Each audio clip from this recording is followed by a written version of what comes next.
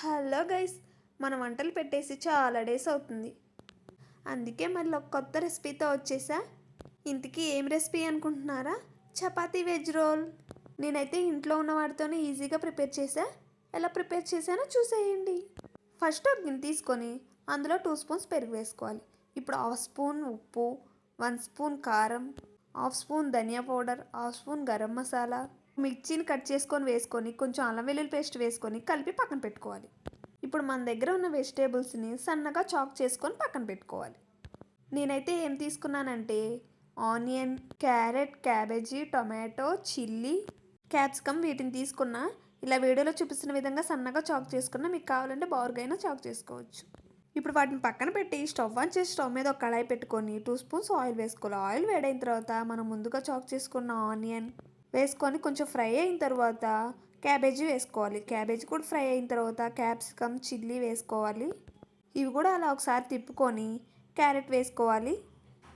Carrot కూడా వేసుకున్న తర్వాత టమాటో వేసుకోవాలి. ఇవన్నీ లో ఫ్లేమ్లోనే ఫ్రై అవ్వనివ్వాలి. మరీ ఫ్రై అవ్వనివ్వకూడదు. జస్ట్ పచ్చివాసన పోతే చాలు.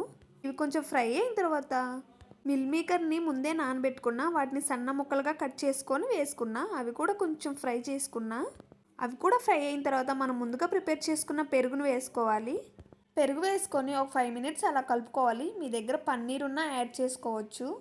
కళాయిలో చూస్తుంటే చూసారా ఎంత కలర్ఫుల్గా ఉందో, చాలా బాగుంది.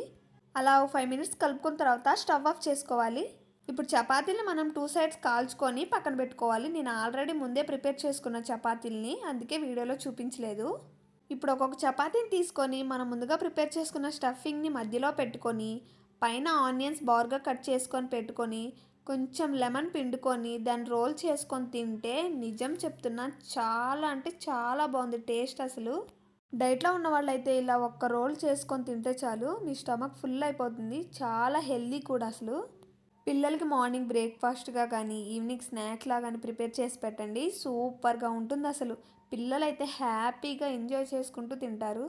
మనం బయట కొనుక్కొచ్చే వాటికంటే ఇలా ఇంట్లోనే హెల్దీగా ప్రిపేర్ చేసుకొని తినండి, సూపర్గా ఉంటుంది.